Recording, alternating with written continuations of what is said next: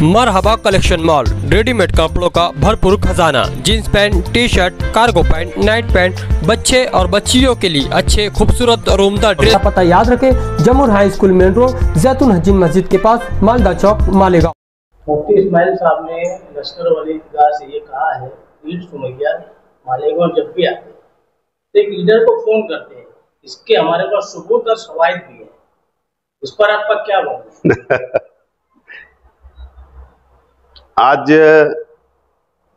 से 67 दिन पहले ईद थी।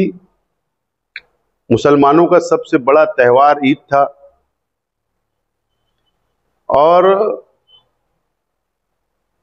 चाहे मस्जिद का मेंबर हो, चाहे ईदगाह का मेंबर हो,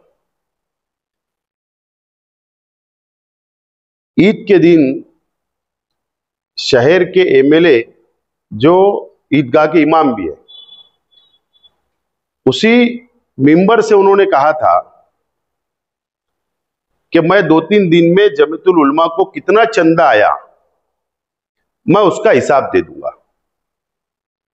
मुझको लगा था कि आज बकरीद है, आज शहर के एमएलए जो सियासी है और मजहबी भी है, वो आज जमीयतुल उलमा का चंदे का हिसाब आवाम को देंगे, ऐसा मुझे उम्मीद थी। लेकिन जो शख्स मिंबर से चंदे की बात करके कि हम हिसाब देंगे ऐसा झूठ बोल सकता है, तो आज जो उन्होंने कहा तो हमको कोई सच बोलने की उम्मीद नहीं थी। 67 दिन पहले जो कहा था उसका खुलासा दे दिया आपने। 67 दिन पहले ईदगाह से शहर के एमएलए ने कहा था कि जमीयतुल उलमा को बहुत ज्यादा चंदा आया है, हम 2-3 रोज के अंदर शहर की आवाम को हिसाब देंगे कितना चंदा आया। आज तक नहीं दिया गया हिसाब। उम्मीद थी कि आज बकरीद के दिन शहर की आवाम को उसका हिसाब पेश करेंगे, ऐसी उम्मीद थी।